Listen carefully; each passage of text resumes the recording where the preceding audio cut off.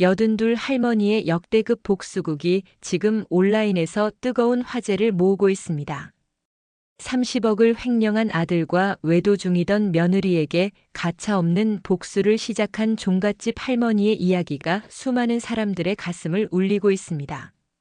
내가 만든 괴물이니 내가 책임져야 한다며 대기업 경영권을 되찾고 완벽한 역전승을 이뤄낸 이 할머니의 놀라운 지혜와 용기는 단순한 복수를 넘어 진정한 가족의 의미를 되새기게 합니다.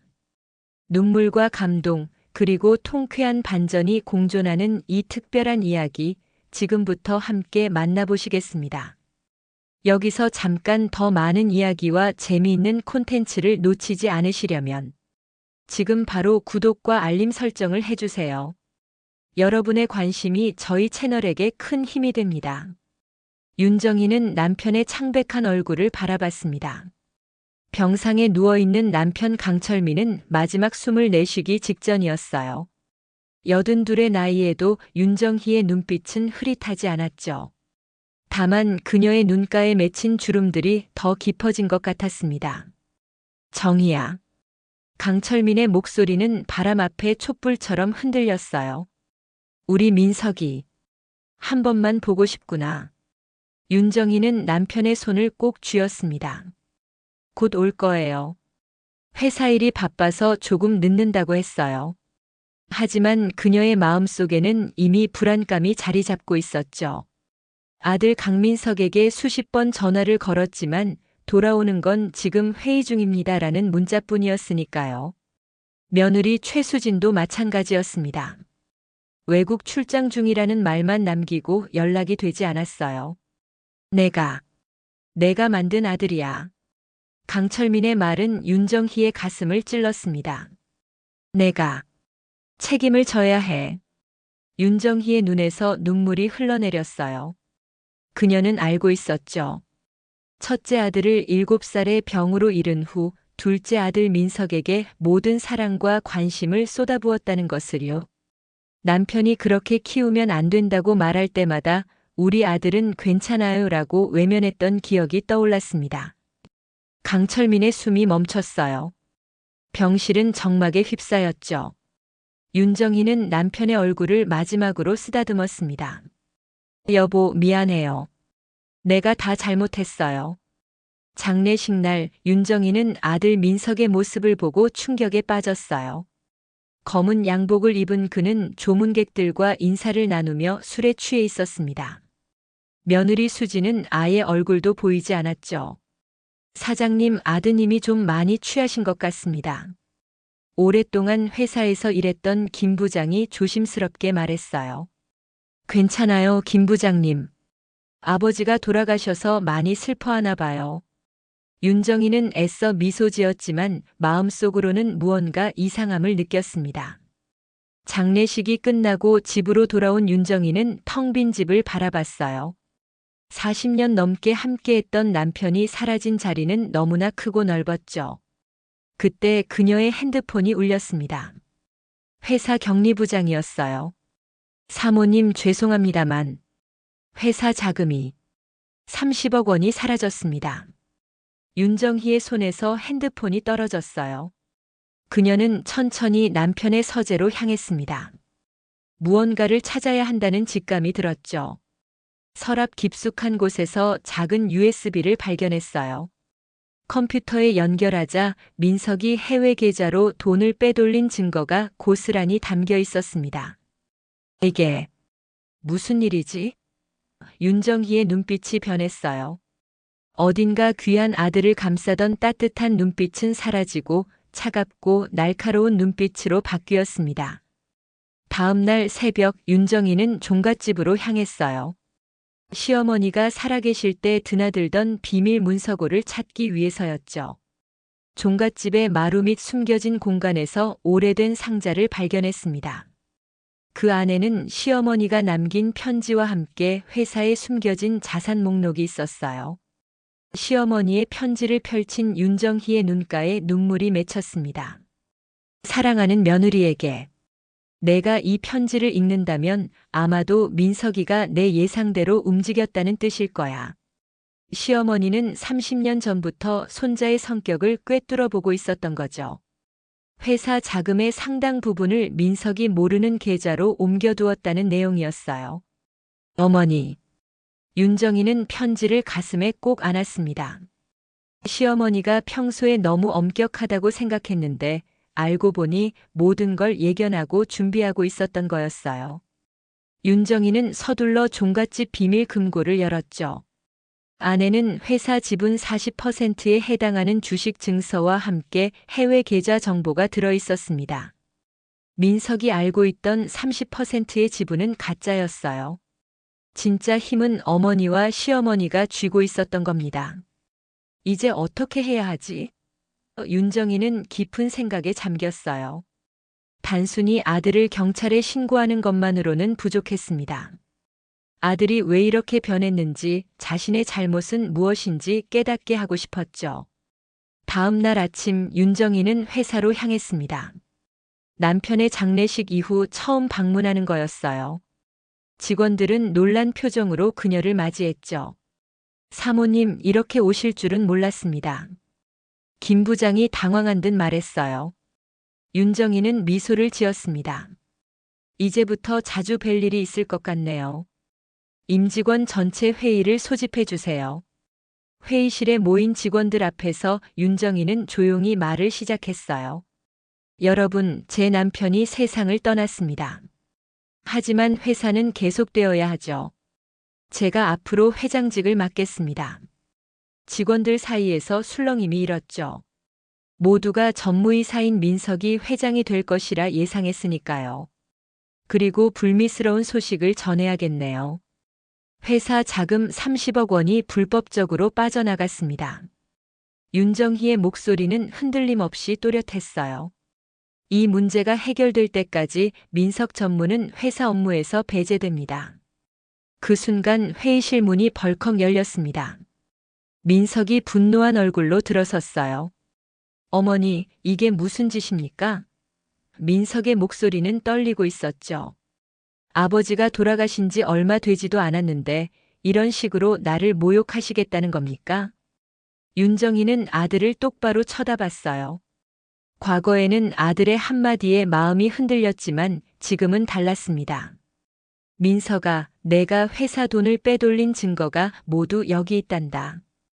윤정희는 USB를 들어보였죠. 민석의 얼굴이 창백해졌어요. 어머니, 그건 회사 발전을 위한 투자였습니다. 오해하지 마세요. 민석이 변명했지만 목소리에는 당혹감이 묻어났죠. 정말 그렇니? 그럼 발리에 있는 호텔 예약과 요트 구매 계약서는 어떻게 설명할 거니? 윤정희의 질문에 민석은 대답을 못했어요. 회의가 끝나고 윤정희는 민석을 따로 불렀습니다. 3일 안에 모든 돈을 회사 계좌로 돌려놓아라. 그렇지 않으면 경찰에 신고하겠다. 민석의 눈에 분노가 번쩍였죠. 어머니, 제가 그동안 이 회사를 위해 얼마나 일했는지 아세요? 아버지도 형도 없는 이 집안에서 제가 얼마나 외로웠는지 아십니까? 윤정희는 아들의 말에 가슴이 아팠어요. 자신이 만든 상처였으니까요. 하지만 이제는 바로잡을 시간이었습니다. 내가 외로웠다면 그건 내 잘못이야. 내게 너무 많은 것을 허락하고 너무 적은 책임을 가르쳤어. 하지만 이제라도 바로잡을 거야. 윤정희의 목소리는 단호했어요. 민석은 문을 쾅 닫고 나갔습니다. 윤정희는 창가에 서서 멀어지는 아들의 차를 바라봤어요. 마음 한구석이 아팠지만 동시에 이제야 진짜 어머니 노릇을 시작한다는 생각이 들었죠. 그날 밤 윤정희는 회사의 모든 계좌와 자산 현황을 꼼꼼히 검토했습니다. 민석이 모르는 자금으로 회사를 지탱할 수 있었지만 그것만으로는 부족했어요. 회사를 완전히 되살리기 위해서는 더 강력한 조치가 필요했죠. 새벽녘 윤정희는 잠에서 깨어났습니다. 꿈에서 첫째 아들이 나타났어요. 7살 때의 모습 그대로였죠. 엄마, 이제 슬퍼하지 마세요. 그리고 동생도 용서해 주세요. 그 목소리가 귓가에 맴돌았습니다. 용서는 할 수 있어. 하지만 먼저 바로 잡아야 해. 윤정이는 중얼거렸어요. 아침 6시 윤정이는 회사에 도착했습니다. 아직 사무실은 텅 비어 있었죠. 그녀는 민석의 사무실로 향했어요. 크고 호화로운 공간이었습니다. 벽에는 골프 트로피와 명품 시계 컬렉션이 진열되어 있었죠. 윤정이는 민석의 컴퓨터를 켰어요. 비밀번호는 민석의 생일이었습니다. 너무 뻔했죠. 컴퓨터 속 파일들을 살펴보던 윤정이는 충격적인 사실을 발견했어요.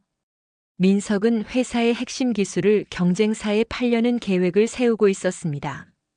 그것도 남편이 병상에 있는 동안이었죠. 이런. 윤정희의 손이 떨렸어요. 아들에 대한 마지막 믿음마저 무너져 내렸습니다. 그때 사무실 문이 열렸어요. 김 부장이 놀란 표정으로 윤정희를 바라봤죠. 사모님, 이렇게 일찍 오셨네요. 김 부장의 목소리에는 의문이 담겨 있었습니다. 윤정희는 침착하게 대답했어요. 좀 살펴볼 게 있어서요. 김 부장님, 잠시 이야기 좀 할까요? 두 사람은 회의실로 자리를 옮겼습니다. 윤정희는 김 부장에게 모든 상황을 설명했어요. 민석의 배신, 시어머니의 준비, 그리고 회사를 구하기 위한 자신의 계획까지 모두 털어놓았죠. 사모님, 저희가 어떻게 도울 수 있을까요? 김 부장의 눈빛은 진심이 담겨 있었습니다. 직원들의 도움이 필요해요.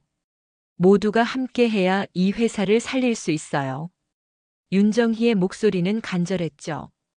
그날 오후 윤정희는 회사의 핵심 인력들과 비밀 회의를 가졌어요. 40년 동안 회사와 함께한 베테랑들이었죠. 그들은 윤정희의 이야기를 듣고 충격을 받았지만 동시에 결연한 의지를 보였습니다. 우리 회사는 단순한 사업체가 아닙니다. 200명의 직원과 그 가족들의 생계가 달린 곳이죠. 윤정희가 말했어요. 민석이 배신했지만 우리는 포기하지 않을 겁니다. 직원들은 하나둘씩 윤정희의 편에 섰습니다. 회사의 기술을 지키고 민석의 불법적인 거래를 막기 위한 계획이 세워졌어요. 사모님, 민석 전무가 내일 중요한 미팅이 있다고 합니다.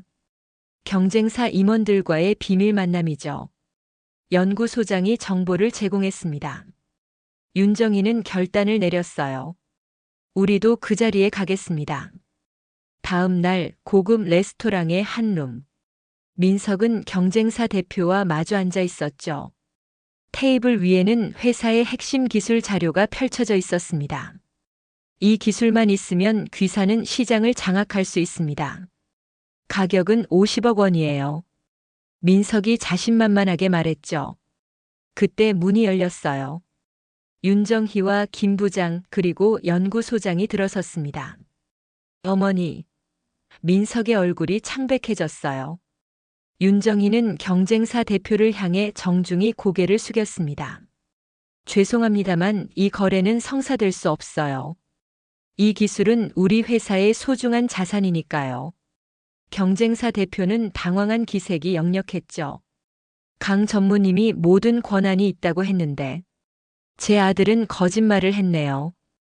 윤정희의 목소리는 차분했어요. 모든 권한은 이사회에 있고 이사회는 이런 거래를 승인한 적이 없습니다. 민석은 자리에서 벌떡 일어났어요. 어머니, 이러시면 안 됩니다. 이 거래는 내 인생을 걸고 준비한 겁니다. 그래, 내 인생을 걸었겠지. 하지만 200명의 직원들과 그 가족들의 인생은 어떻게 할 거니? 윤정희가 물었죠. 민석은 말문이 막혔어요. 그의 눈에는 분노와 당혹감이 교차했습니다. 윤정희는 경쟁사 대표에게 명함을 건넸어요. 나중에 정식으로 기술 협력에 대해 논의하고 싶으시면 연락 주세요. 하지만 이런 방식은 안 됩니다. 그날 밤 윤정희는 종갓집에 앉아 깊은 생각에 잠겼어요. 이제 민석은 완전히 적이 되었죠. 하지만 그녀의 마음속에는 여전히 아들을 향한 사랑이 남아 있었습니다. 복수만이 목적이라면 이미 경찰에 신고했을 거예요. 윤정희가 진정으로 원하는 것은 아들의 잘못을 바로잡고 회사와 가족을 지키는 것이었죠. 다음 날 아침 윤정희는 현관 벨소리에 잠에서 깨어났습니다. 시계를 보니 6시였어요. 이른 아침에 누가 왔을까 싶어 조심스럽게 문을 열었죠. 그곳에는 경찰 2명이 서 있었습니다. 윤정혜 님이십니까? 회사 자금 횡령 혐의로 조사를 받으셔야 합니다. 윤정희는 당황했지만 침착함을 유지했어요. 무슨 말씀이신지. 경찰은 수색영장을 보여주었습니다. 강민석 씨의 고소장에 따르면 어머니께서 회사 자금 50억 원을 개인 계좌로 빼돌렸다고 합니다. 윤정희의 가슴이 철렁 내려앉았어요. 아들이 자신을 역으로 고소한 것이었죠. 집안이 경찰들에 의해 수색되는 동안 윤정희는 아들의 치밀함에 경악했습니다. 민석은 자신이 횡령한 증거를 윤정희에게 뒤집어 씌우려 했던 거였어요. 경찰서에서 조사를 받는 동안 윤정희는 시어머니가 남긴 비밀 계좌 정보를 떠올렸습니다. 그것만 있으면 자신의 결백을 증명할 수 있을 텐데. 하지만 그 서류는 종갓집 금고에 있었죠. 김 부장님께 연락해야 해요. 윤정희는 한 통의 전화를 허락받았어요. 김 부장님, 제가 지금 경찰서에 있어요. 민석이 저를 횡령 혐의로 고소했어요. 종갓집 금고에 있는 서류를 가져와 주세요. 하지만 김 부장의 목소리는 떨렸습니다. 사모님, 종갓집에 불이 났어요. 지금 소방차가 출동했습니다. 윤정희의 얼굴이 창백해졌어요. 뭐라고요? 경찰서에서 나온 윤정희는 곧장 종갓집으로 향했습니다. 100년 넘게 이어온 고택은 반쯤 불에 타 있었어요. 다행히 금고가 있는 부분은 화재를 면했지만 금고는 이미 누군가에 의해 열려 있었죠. 모든 서류가 사라졌습니다. 김 부장이 안타까운 표정으로 말했어요. 윤정희는 무너지는 기분이었습니다. 증거는 사라졌고 아들은 자신을 고소했으며 종갓집은 불에 탔어요. 하지만 그녀는 포기하지 않았죠. 김 부장님, 아직 한 가지 방법이 남아 있어요. 윤정희의 눈빛이 결연했습니다. 그날 오후 윤정희는 시어머니의 오랜 친구 박 변호사를 만났어요. 85의 고령이었지만 여전히 예리한 법률가였죠. 정의 며느리, 이런 일이 있을 줄 알고 이걸 맡겨뒀다네. 박 변호사는 봉투 하나를 건넸습니다. 봉투 안에는 시어머니가 남긴 또 다른 편지와 USB가 들어있었어요. USB에는 회사 자금 흐름의 모든 기록과 민석의 횡령 증거가 담겨 있었죠. 어머니, 정말 감사합니다. 윤정희의 눈에 눈물이 고였어요. 다음 날 윤정희는 법정에 섰습니다. 민석은 자신감 넘치는 표정으로 앉아 있었고 수지는 그 옆에서 차가운 미소를 짓고 있었죠. 하지만 증거가 제출되자 모든 상황이 역전되었어요. 이 증거에 따르면 오히려 강민석 씨가 회사 자금을 횡령한 것으로 보입니다. 판사가 말했습니다. 민석의 얼굴이 하얗게 변했어요. 이건 조작된 거예요. 어머니가 나를 음해하려고 만든 거라고요. 법정은 소란스러워졌죠. 윤정희는 조용히 앉아 아들을 바라봤습니다. 마음이 아팠지만 이제는 뒤로 물러설 수 없었어요. 재판은 윤정희의 승리로 끝났습니다. 민석은 횡령 혐의로 구속될 위기에 처했지만 윤정희는 아들을 고소하지 않겠다고 선언했어요. 하지만 회사에서는 완전히 배제하겠습니다. 또한 불법으로 빼돌린 모든 자금을 반환해야 합니다. 윤정희의 조건이었죠. 법정 밖에서 민석이 윤정희에게 다가왔어요. 그의 눈에는 분노와 두려움이 섞여 있었습니다. 어머니, 왜 이러세요? 저는 어머니의 아들인데. 모든 걸 빼앗으실 건가요? 윤정희는 아들을 똑바로 쳐다봤어요. 내가 먼저 모든 것을 빼앗으려 했잖니. 아버지의 회사, 직원들의 생계, 그리고 내 신뢰까지. 그건 제가 가져야 할 권리였어요. 형이 죽고 나서 어머니는 저를 그저 형의 대체품으로만 보셨잖아요. 민석의 목소리가 떨렸습니다. 윤정희의 마음이 무너졌어요. 아들의 말이 부분적으로는 맞았으니까요. 첫째 아들을 잃은 후 그녀는 민석에게 지나친 사랑과 집착을 보였습니다.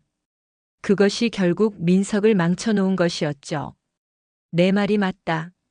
내가 너를 잘못 키웠어.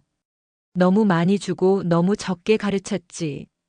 윤정희의 눈에 눈물이 고였어요. 하지만 이제라도 바로잡을 거야. 내가 진정한 어른이 될 수 있도록. 민석은 아무 말 없이 돌아섰습니다. 수진이 그를 부축해 데려갔어요. 윤정희는 그들의 뒷모습을 바라보며 긴 한숨을 내쉬었죠. 사무실로 돌아온 윤정희는 직원들과 회의를 소집했습니다. 모든 일이 정리되었고 이제 회사를 재건해야 할 때였어요. 여러분, 어려운 시간이었습니다. 하지만 우리 함께 이겨냈죠. 이제 새로운 시작을 할 때입니다. 윤정희의 목소리에는 힘이 실려 있었어요.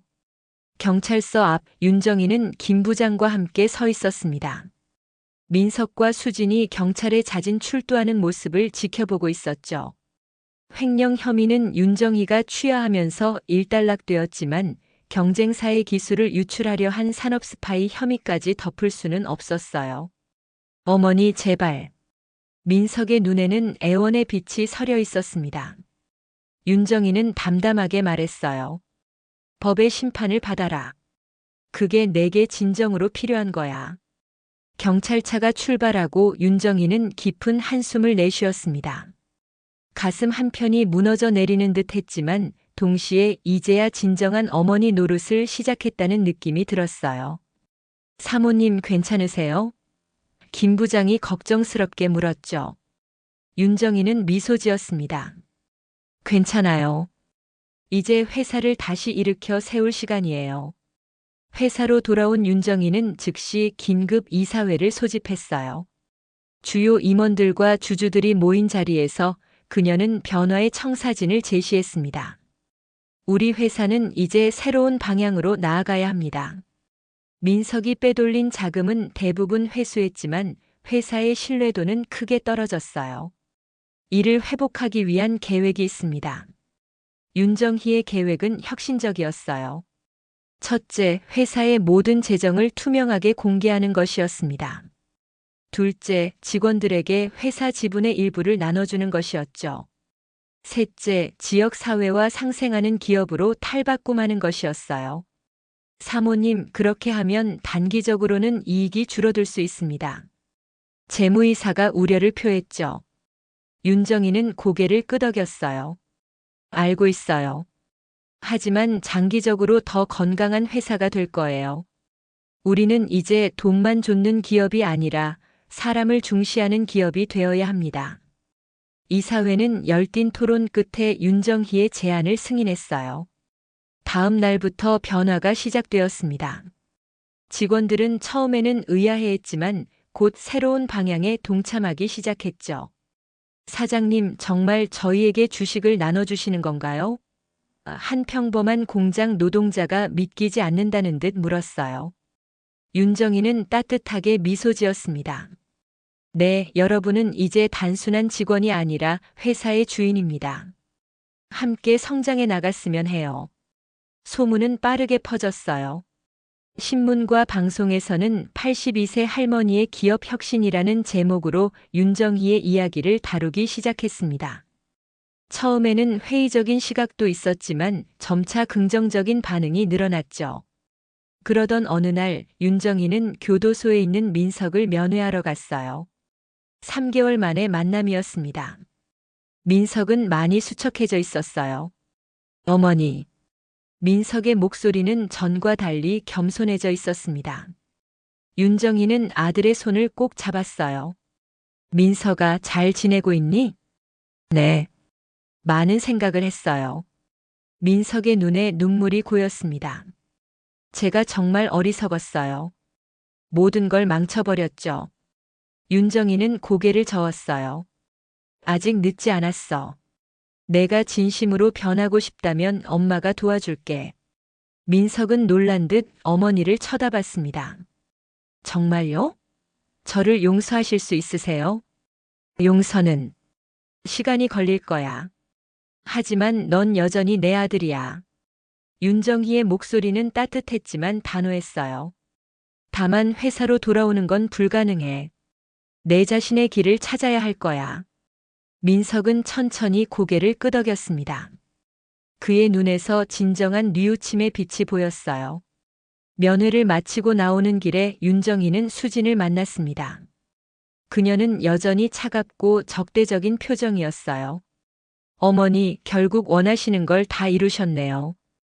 회사도 명예도 다 가지셨어요. 수진의 목소리에는 비꼼이 가득했죠. 윤정희는 잠시 수진을 바라보았어요. 수진아, 내가 오해하고 있는 게 있어. 내가 원한 건 회사도 명예도 아니야. 그저 모든 사람이 공정하게 대우받는 세상이었을 뿐이야. 말도 안 돼요. 시어머니는 처음부터 우리를 미워하셨잖아요. 수진이 소리쳤습니다. 윤정희는 흔들림 없이 대답했어요. 아니란다. 오히려 너무 사랑해서 문제였지. 사랑이 지나치면 독이 되기도 한단다. 수진은 할 말을 잃은 듯 그 자리에 서 있었고 윤정희는 조용히 자리를 떠났습니다. 회사로 돌아온 윤정희는 새로운 프로젝트를 시작했어요. 종갓집을 복원하여 지역 주민들과 함께하는 문화공간으로 탈바꿈시키는 것이었죠. 불에 탄 고택은 원래의 모습을 되찾아가고 있었어요. 사모님, 이 공간은 어떻게 활용하실 겁니까? 건축가가 물었습니다. 윤정희는 따뜻한 미소를 지었어요. 여기는 아이들을 위한 도서관이 될 거예요. 우리 아이들이 올바른 가치관을 배울 수 있는 곳으로 만들고 싶어요. 종갓집 복원 공사가 한창이던 어느 날 윤정희는 뜻밖의 방문객을 맞이했습니다. 법무법인의 대표 변호사였어요. 윤정희 여사님 안녕하십니까? 최수진 씨의 대리인입니다. 변호사는 정중하게 인사했죠. 윤정희는 놀랐지만 침착하게 응대했어요. 무슨 일로 오셨나요? 최수진 씨가 이혼을 결정했습니다. 그리고 재산 분할 문제로 협의를 원하고 있습니다. 변호사가 서류 가방을 열며 말했어요. 윤정희는 한숨을 내쉬었습니다. 예상했던 일이었죠. 민석이 구속되고 재산이 동결된 상황에서 수진이 빠져나가려는 것은 당연한 일이었어요. 그녀가 원하는 것이 무엇인가요? 윤정희가 물었습니다. 변호사는 요구사항 목록을 내밀었어요. 서울 강남의 아파트, 별장, 해외 계좌의 절반, 그리고 회사 주식 10%까지 요구하고 있었죠. 윤정희는 서류를 천천히 살펴보았습니다. 변호사님, 제가 한 가지 제안을 드려도 될까요? 윤정희의 제안은 단순했어요. 수진에게 서울 아파트와 생활비를 지급하되 회사 주식은 일절 주지 않는 조건이었습니다. 대신 수진이 가지고 있는 민석의 비리 증거를 모두 넘겨달라는 것이었죠. 어떻게 수진 씨가 그런 증거를 가지고 있다고 확신하시나요? 변호사가 의아해했어요. 윤정희는 미소 지었습니다. 며느리를 30년 가까이 지켜봤어요. 그녀는 항상 보험을 들어두는 타입이죠. 일주일 후 수진은 윤정희의 제안을 받아들였어요. 예상대로 그녀는 민석의 추가 비리 증거를 갖고 있었습니다. 해외 비자금 계좌와 가짜 회사를 통한 자금 세탁 증거였죠. 윤정희는 이 증거들을 검찰에 넘기지 않고 자신만의 계획에 활용했어요. 먼저 해외 계좌의 돈을 모두 회수했습니다. 그 돈으로 직원들의 복지 기금을 만들었죠. 그리고 가짜 회사들은 모두 정리하여 합법적인 기업으로 재탄생시켰어요. 사모님 정말 대단하십니다. 김 부장이 감탄했어요.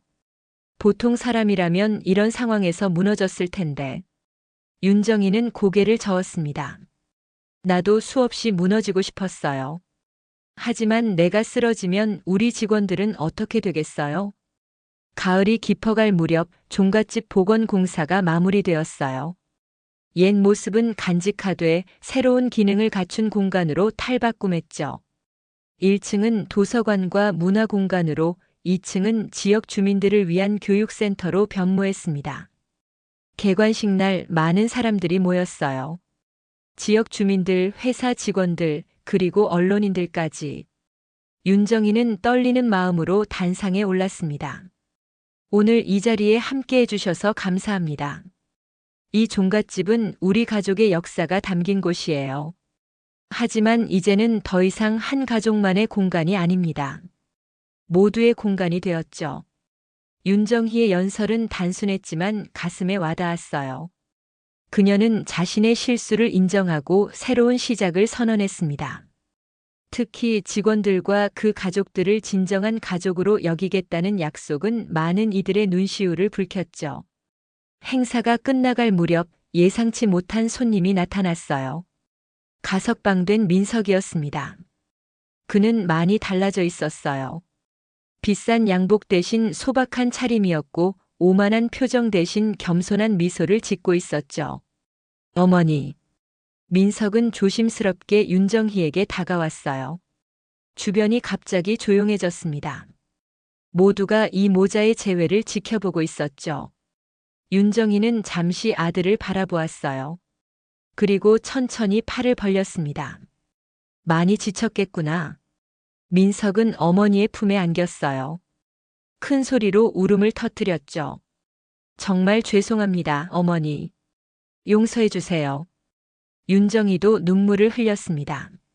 아들을 용서하는 것은 쉽지 않았지만 그것이 진정한 어머니의 모습이라고 생각했어요. 그날 밤 윤정희와 민석은 복원된 종갓집의 마루에 앉아 오랜 대화를 나눴습니다. 민석은 감옥에서의 시간이 자신을 완전히 바꿔놓았다고 말했어요. 물질적인 것보다 정신적인 가치를 깨달았다고 했죠. 앞으로 어떻게 할 계획이니? 윤정희가 물었어요. 민석은 잠시 생각에 잠겼다가 대답했습니다. 작은 사업을 시작해 보려고 해요. 돈을 위한 사업이 아니라 사람을 위한 사업을요. 윤정희는 미소 지었어요. 그래, 그게 내 아버지가 진정으로 원했던 거란다. 민석은 눈물 어린 미소를 지었죠. 어머니 정말 감사합니다. 제게 두 번째 기회를 주셔서. 윤정희는 아들의 손을 꼭 잡았어요.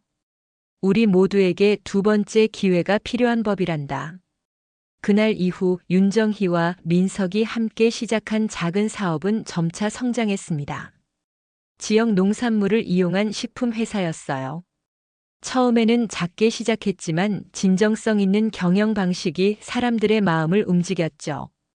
겨울이 깊어가던 어느 날 윤정희는 병원에서 충격적인 소식을 들었습니다. 말기암이라는 진단이었어요. 의사는 남은 시간이 길어야 6개월이라고 했죠. 할 수 있는 치료법은 없나요? 윤정희가 담담하게 물었어요. 의사는 고개를 저었습니다. 항암 치료를 시도해 볼 수는 있지만 여사님의 연세를 고려하면 남은 시간을 편안하게 보내시는 것이 좋을 것 같습니다.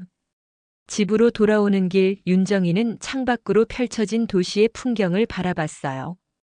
83세 나이에 죽음을 맞이한다는 것이 특별히 두렵지는 않았습니다. 다만 아직 마무리하지 못한 일들이 있었죠.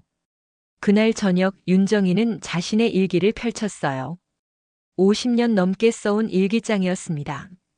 첫째 아들의 탄생부터 죽음까지, 민석의 성장과 변질, 그리고 최근의 화해까지. 그녀의 인생이 고스란히 담겨 있었죠. 이제 마지막 장을 써야 할 시간이구나. 윤정희는 중얼거렸어요. 다음 날 윤정희는 김 부장을 불러 자신의 상태를 알렸습니다. 김 부장은 충격에 빠졌지만 윤정희는 침착했어요. 김 부장님, 이제 회사를 완전히 정리할 시간이에요. 제가 구상한 계획이 있습니다. 윤정희의 계획은 회사를 직원들에게 완전히 넘기는 것이었어요. 소유권의 70%를 직원 소유로 전환하고 나머지 30%는 윤정희가 설립한 재단이 관리하여 이익금을 지역 사회에 환원하는 구조였죠. 사모님, 그렇게 하시면. 김 부장이 말을 잇지 못했어요. 윤정희는 미소 지었습니다. 맞아요. 제 개인 재산은 거의 없어지겠죠. 하지만 괜찮아요. 돈보다 더 값진 것을 남길 테니까요. 이 소식을 들은 민석은 즉시 어머니를 찾아왔어요. 어머니, 왜 그런 결정을 하셨어요? 그건 우리 가족의 재산인데. 윤정이는 아들을 진지하게 바라봤습니다. 민석아, 너도 이미 알고 있잖니. 진정한 부는 돈이 아니란다. 사람과 사람 사이의 신뢰와 사랑이야. 민석은 잠시 침묵했다가 고개를 끄덕였어요. 알겠습니다, 어머니. 제가 어머니의 뜻을 따르겠습니다. 이후 몇 주 동안 윤정이는 모든 법적 절차를 마무리했습니다. 회사는 직원 소유 기업으로 전환되었고 종갓집은 문화재단으로 기부되었어요. 윤정이가 남긴 개인 재산은 얼마 되지 않았지만 그녀는 만족했습니다. 봄이 시작될 무렵 윤정희의 건강은 급속도로 악화되었어요. 그녀는 병원 대신 종갓집에서 남은 시간을 보내기로 했죠. 오래된 대청마루에 누워 하늘을 바라보는 것이 그녀의 일과가 되었습니다.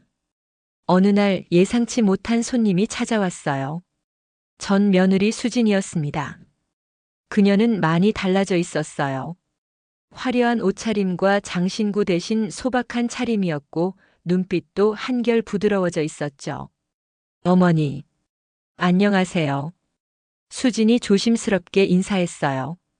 윤정이는 놀랐지만 반갑게 맞이했습니다. 수진아, 어서 와라. 앉으렴. 두 사람은 처음으로 솔직한 대화를 나눴어요. 수진은 자신이 처음부터 돈만 보고 결혼했다고 고백했고 윤정이는 며느리를 제대로 알아보려 하지 않았던 자신의 잘못을 인정했죠. 어머니, 정말 죄송해요. 제가 너무 어리석었어요. 수진의 눈에 눈물이 고였습니다.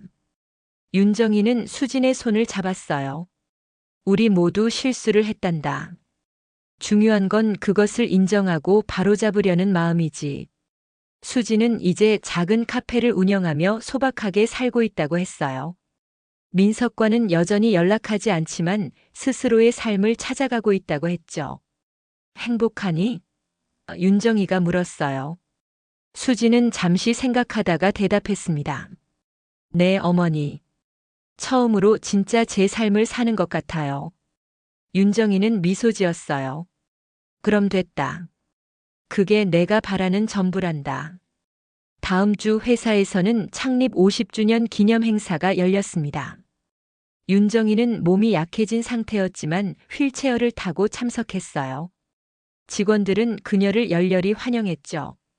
무대에 오른 윤정이는 짧지만 의미 있는 연설을 했습니다.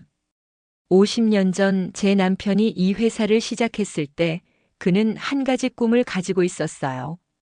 단순히 돈을 버는 기업이 아니라 사람을 키우는 기업을 만들겠다는 꿈이었죠.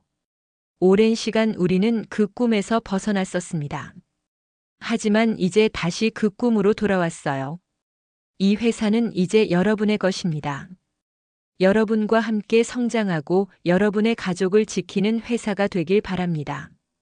행사가 끝난 후 윤정이는 민석과 함께 종갓집으로 돌아왔어요. 그날 밤 그녀는 마지막 일기를 썼습니다.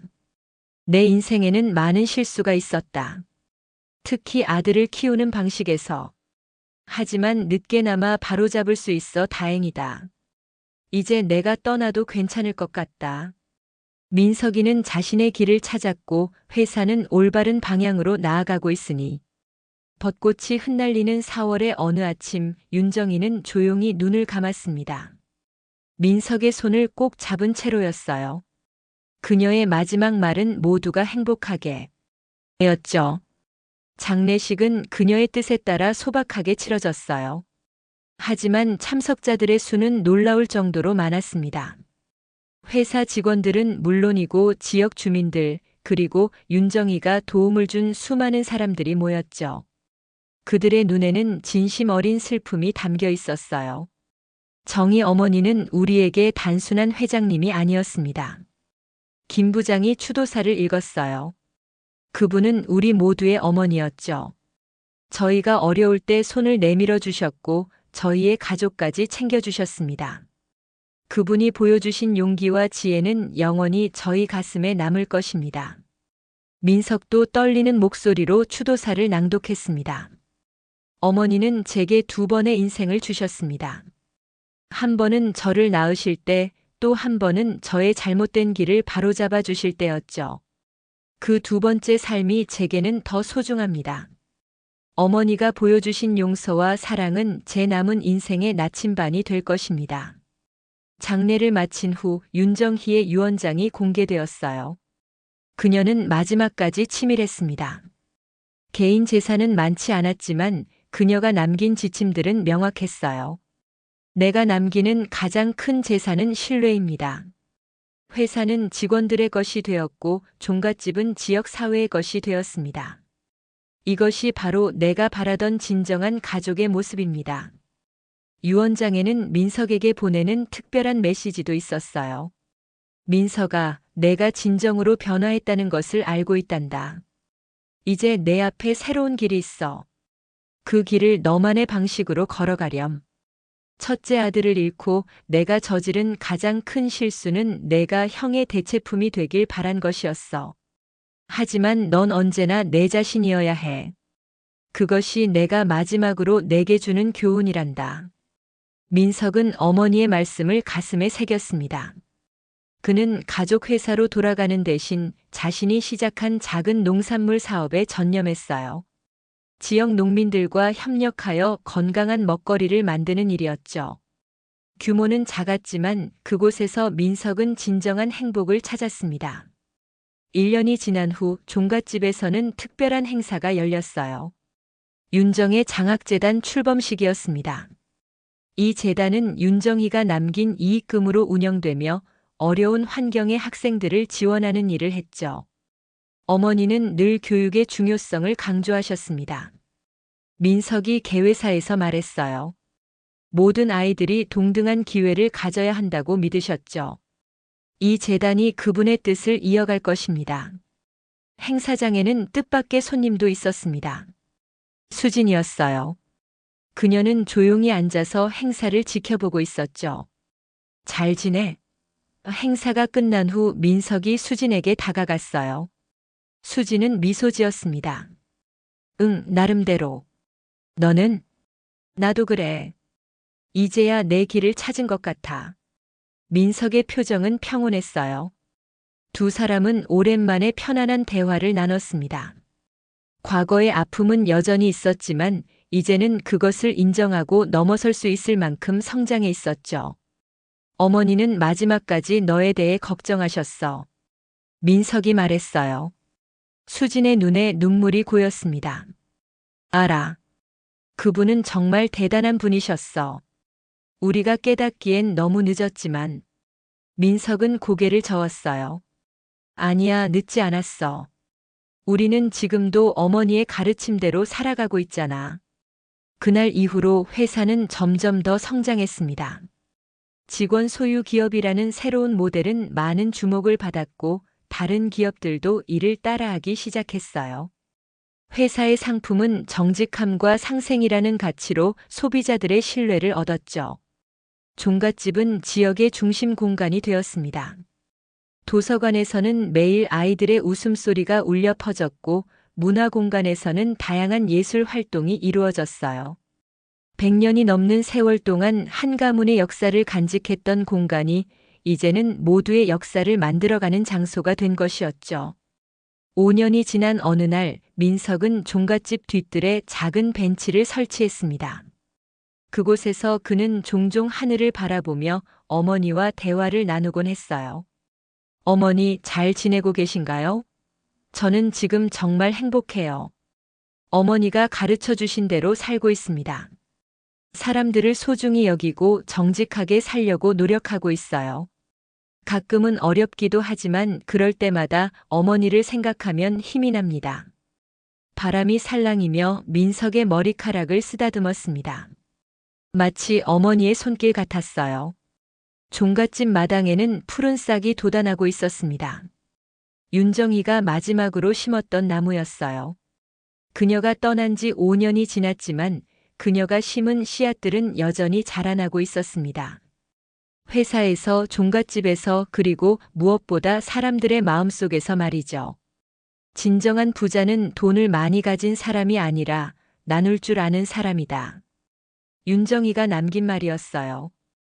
이제 그 말은 회사의 슬로건이 되었고 모든 직원들의 가슴 속에 새겨져 있었습니다. 그렇게 윤정희의 이야기는 끝이 났지만 그녀가 남긴 유산은 계속해서 이어지고 있었어요. 단순한 복수를 넘어 진정한 화해와 성장의 이야기로 말이죠. 82세의 할머니가 시작한 작은 변화가 수많은 사람들의 삶을 바꾸어 놓은 것이었습니다. 어느 봄날 종갓집 마당에서는 아이들의 웃음소리가 끊이지 않았어요. 그곳에서 민석은 아이들에게 할머니의 이야기를 들려주고 있었습니다. 옛날 옛적에 정의롭고 지혜로운 할머니가 계셨어요. 그분은 우리에게 가장 중요한 것이 무엇인지 가르쳐 주셨답니다. 그건 바로 사람이었어요.